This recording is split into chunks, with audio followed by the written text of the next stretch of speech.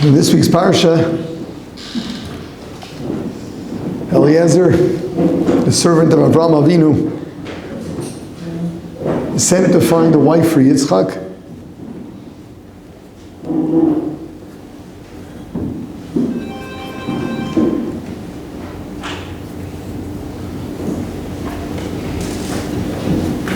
What does he do? He makes a sign.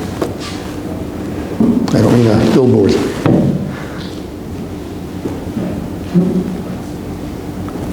The girl that says, when I ask her for some drink, she offers to give him and feed his camels as well. That's the one. And so it happens.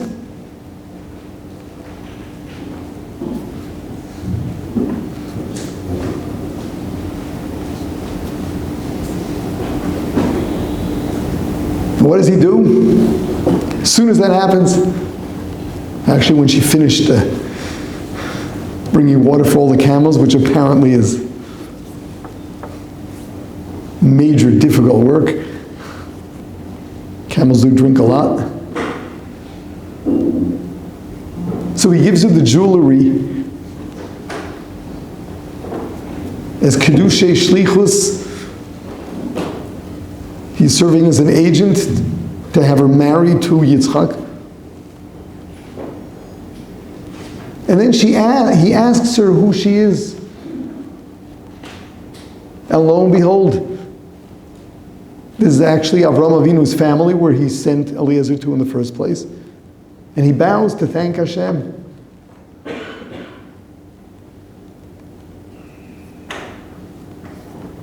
And here we have a whole discussion in the Gemara. Is that permissible? Is that not permissible?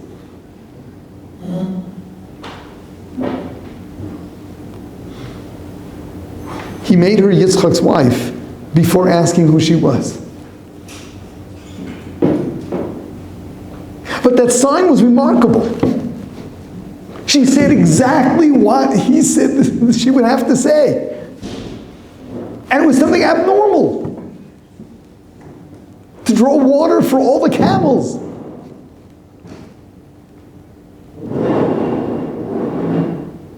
It's remarkable.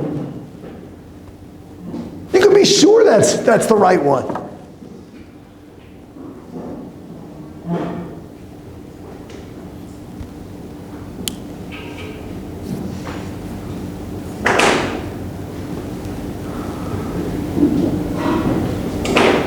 But it wasn't right. You know why not?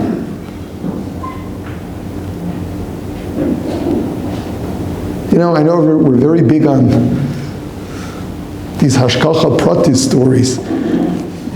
These stories of how it's clear that there was divine intervention. And Hashem is showing me this, and Hashem is showing me that.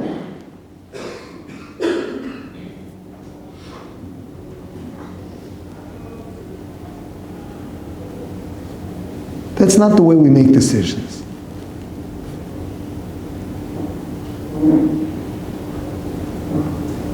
Judaism is not about signs. It's about using your brains.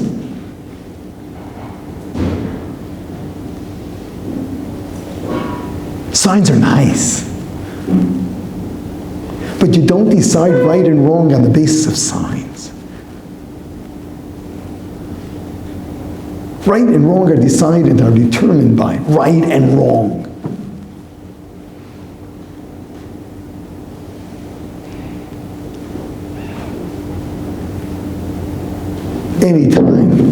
Anytime someone approaches me and says, they've just gotten engaged or they're about to, and I'm sure it's the right one because, and they start telling me about hashkacha pratis, I know there's trouble. If you tell me it makes sense, that's good. You start talking hashkacha pratis, that pretty much means You don't really have anything logical to back it up with.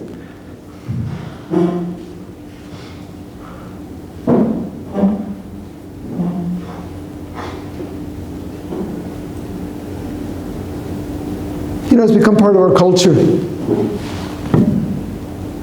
I was shocked. I even found that there are business people that make business decisions on that basis.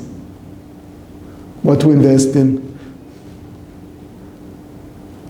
Our ancestors would never have done a thing like that. Jews knew how to do business.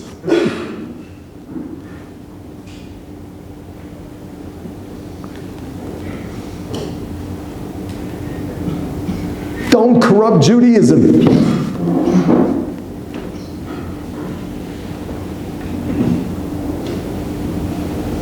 What Torah is about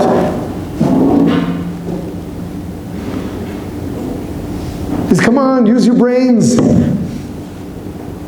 Study divine wisdom so you learn how to think.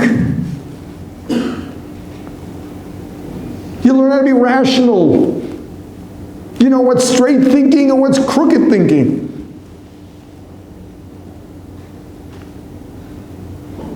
And when it comes to real life, you make responsible decisions, not superstitious ones.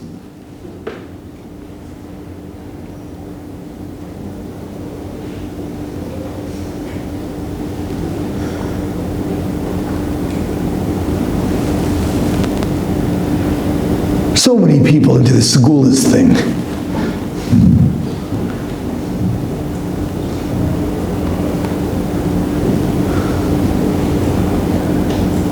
It's gotten better. It used to be half the guys in the yeshiva went around with these red strings around their wrists.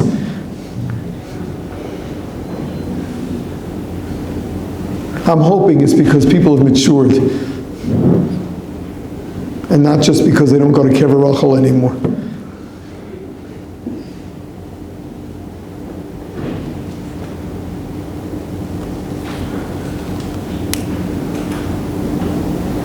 Torah demands that we use our brains.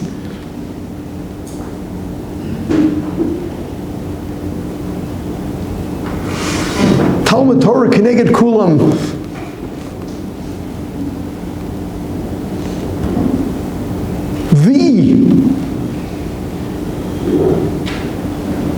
The most important mitzvah in Judaism is Torah study. Is that intellectual immersion in divine wisdom.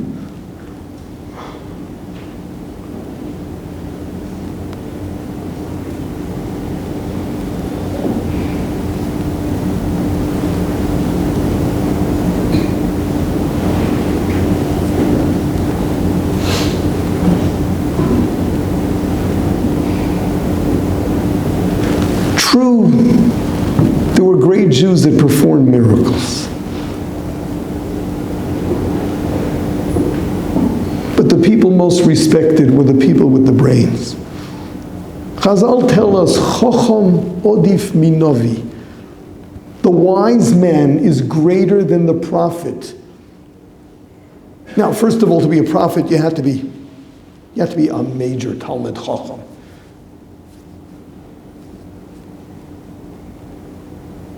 But prophecy involved perfection of one's character, a connection to Hashem. Until Hashem spoke, gave visions.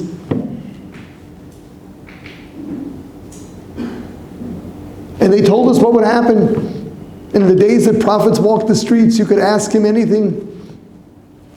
Find your lost objects. Ask him what to invest in.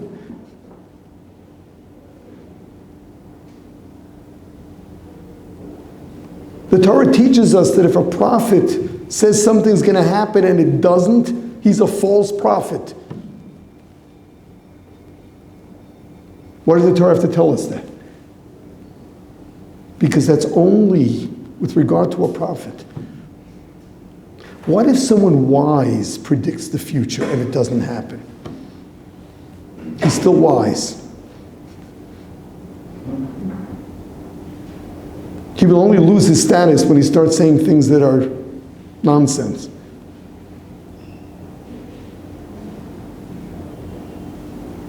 Being wise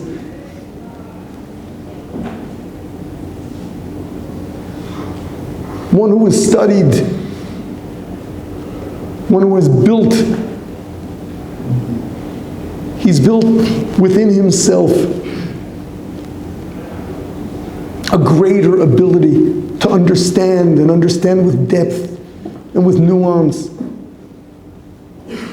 and understand the abstract.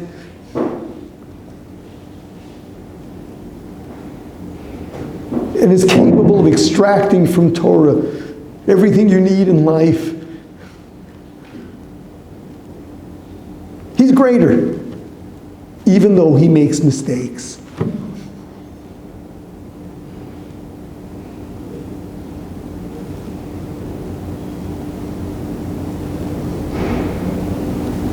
This isn't superstition.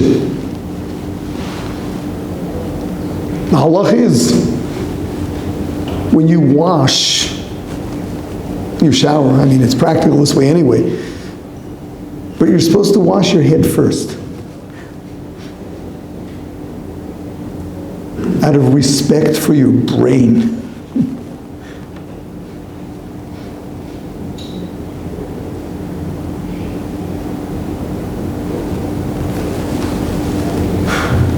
Don't corrupt Judaism. It's not about segulas. It's not about signs from heaven. It's about demanding of yourself that every decision you make makes sense. It's a clear respect for right and wrong.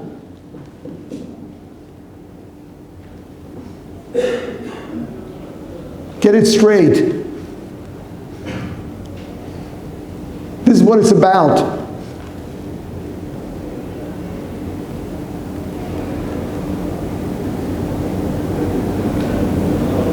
When every one of you one day is going to start teaching Judaism, make sure that's what you teach.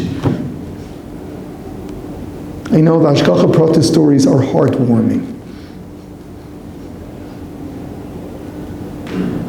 But never allow that to take the place of teaching people to demand that they use their brains, that their decisions are rational, that their priorities are sane.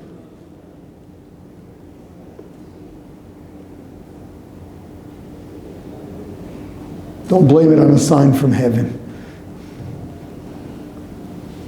If it makes sense, it's right.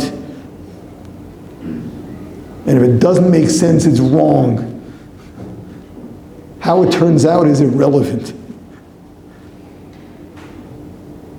What counts is that you made a rational decision. Got to be clear. Goes for everything in life across the board. So we daven that Hashem gives us wisdom.